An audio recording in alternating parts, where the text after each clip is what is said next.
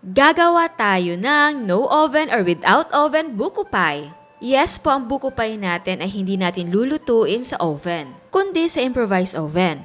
Sa paggawa ng improvised oven, gagamit lang tayo ng kaldero. Para sa written recipe, please check description box. Ang unang gagawin natin ay crust. In a bowl, combine all-purpose flour, white sugar, and salt. Haluin natin ito. Maglagay tayo ng butter or margarine sa ating flour mixture. I-cut natin ang butter gamit ang tinidor. I-cut natin until yung size niya maging maliit na beads. So dapat ang butter ay malambot pero malamig pa rin.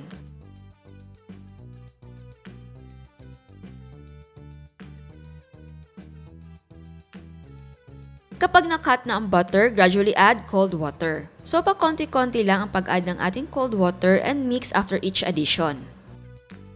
Kapag na-mix mo na lahat, i-gather mo ito at i-form into a big ball.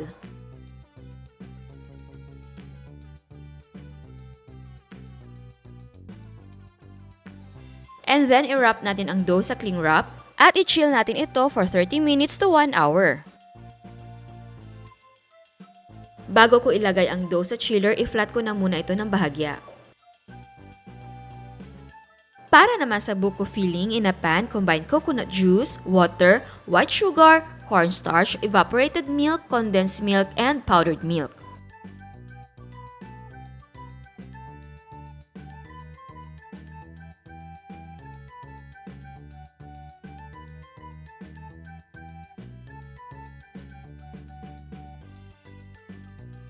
Haluin ito ng mabuti.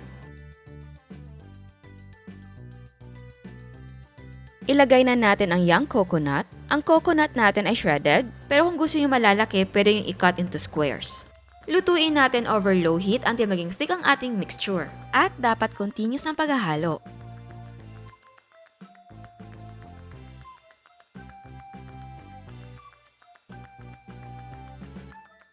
Ayan, thick na, so let's turn the heat off at palamigin natin ng konti. Ngayon naman, kumuha tayo ng 3/4 ng ating dough. Ilapag natin ang dough sa lightly floured na surface at i-roll out natin ito into a wide circle.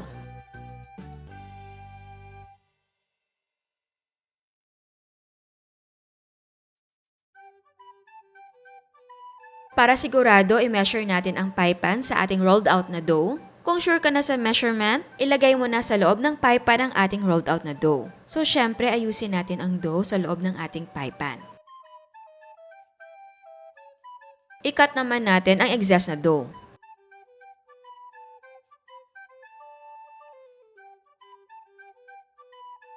Gamit ang tinidor, i-prick natin ang dough. Ngayon naman, mag-roll out tayo ng second crust. Ito ang magsisilbing pangtakip sa ating palaman.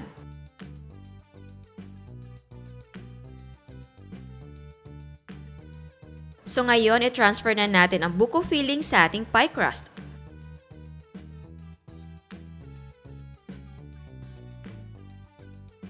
Oo nga pala, dinoble ko ang ating pie dish or aluminum dish dahil manipis siya, so para iwas bend, dinoble ko na. Of course, pwedeng gumamit ng pie pan talaga or mababa na cake pan. Kung walang round, pwedeng square.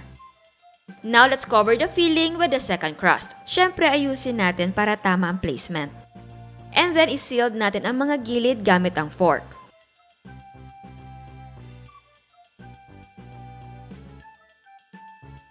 At gamit pa din ang fork, i-prick natin ang ibabaw ng ating crust. So siguraduhin mo lang pag sundot mo, mabubutas talaga ang crust. Kasi yung sa akin, parang hindi siya totally nabutas, hindi maganda ang vent kaya nagbako-bako yung ibabaw ng aking pie. Para shiny and brown ang ating pie, magpahid tayo ng egg wash. Para sa egg wash, magmix ka lang ng egg and milk. And yes, pwedeng gumamit ng water. Na-preheat ko na ang improvised oven over high heat for 10 minutes. So, ang gamit ko lang ay kaldero. Tapos, naglagay lang ako ng metal rack sa loob para may mapatungan. Isa lang na natin ang pie, takpan at lutuin natin over low heat for 1 hour. And yes, ang recipe natin ay pwedeng lutuin sa oven talaga. At dahil may natira pang dough at buko filling, ginawa ko itong mini buko pie. Sa natira, ang nagawa ko ay 2 mini buko pie. Para walang sobra, kasya ito lahat sa 8 or 9 inches na pie pan.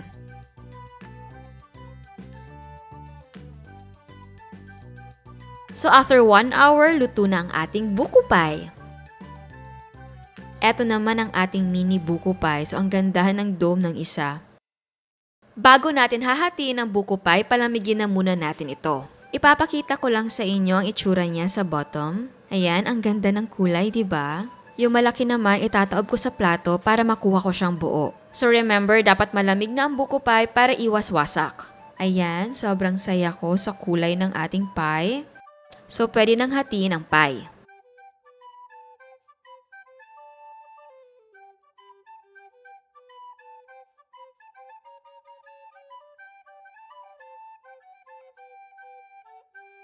Ayan, eto na ang ating no oven or without oven na buko pie. Pero bago tayo mag-taste test sa hindi pa nakasubscribe, please subscribe sa ating YouTube channel and please click the notification bell and please click all para ma-notify ka sa lahat ng uploads.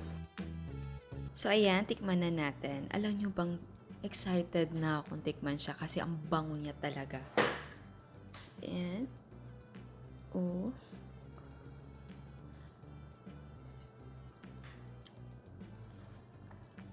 Oh my God.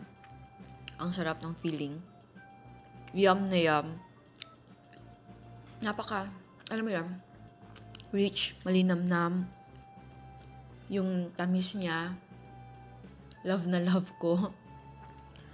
Tapos, syempre may mga buko tayo na shredded, kaya feel na feel mo yung buko. Sarap. Matagal na ako hindi nakakain ng buko. Kailan ba yung last ko? Hindi ko na maalala.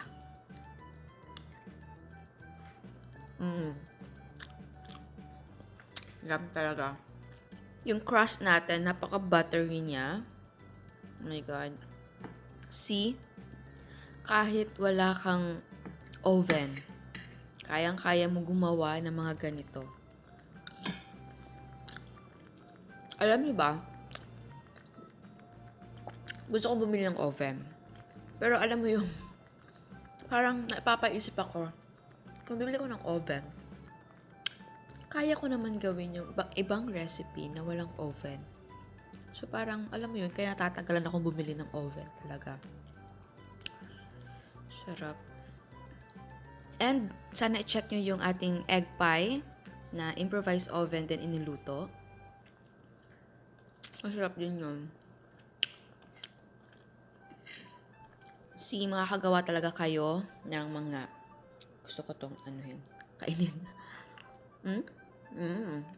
Makakagawa talaga kayo ng mga pie, cakes, kahit walang oven. Sa cakes, pwedeng gumamit ng improvised oven and steamer. Pero sa mga pie, I recommend na improvised oven talaga kasi iba yung steam kapag pie kasi magiging super malambot. Yung magugustuhan siguro yung pie mo kapag sa steamer. So, pero kung meron kayong ibang recipe ng buko pie, filling and crust niya, okay lang. Pwede niyong gamitin yun. Ito lang yung aking version. Masarap siya. Malinamnam yung feeling. Kung ayaw yun na shredded, yung inyong coconut, pwedeng i-cut into squares. And, kagabi ko pa to ginawa. Tapos, syempre hindi ko na muna tinikman kasi nga mainit. So, kinabukasan na. So, ngayon yung kinabukasan. Pero, tignan nyo naman. Yung crust. Teka.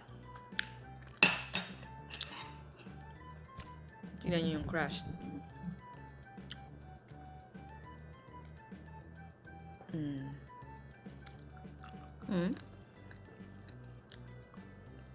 May crunch pa rin. Kaya, ang sarap. Pero syempre, dahil nga nagda-diet tayo, my God, isang slice na yung naubos ko, pamimigay natin yung iba sa family ko. Sa lola ko, mga kapatid ko, ganun. Pinsan ko. Sarap. Ano kaya magandang susunod na iluluto sa improvised oven, ano? Alam nyo, basta, kahit walang oven talaga, kung gusto, may paraan.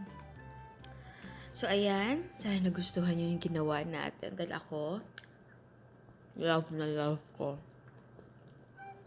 Ciao! At eto ang mga prices ng ating mga sangkap.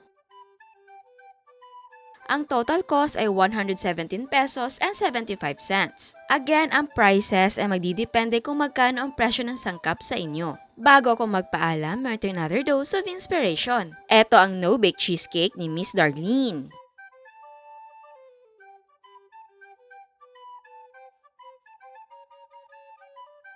Meron siyang mango graham leche flan,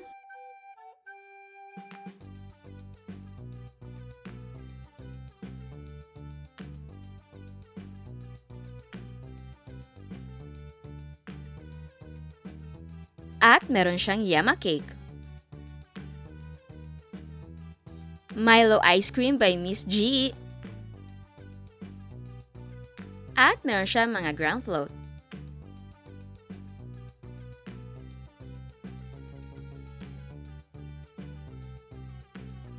Ito naman ang chocolate custard cake ni Miss Precious. Again, gusto ko magpasalamat sa lahat na nagpapadala ng mga photos. Kamusta na kayo? Well, kami dito ayos pa naman. Again, sa wala mga importanteng lakad, sa bahay lang tayo. Huwag na tayo makigulo sa labas. Mas okay pa sa bahay dahil mas safe. Manood na lang tayo ng TV or mag-YouTube tayo. Again, salamat sa suporta at sa mga hindi pa nakasubscribe. Please subscribe sa ating YouTube channel and please click the notification bell and please click all para ma-notify kayo sa lahat ng uploads. And please don't forget to like our Facebook page and follow us on Instagram. Thank you!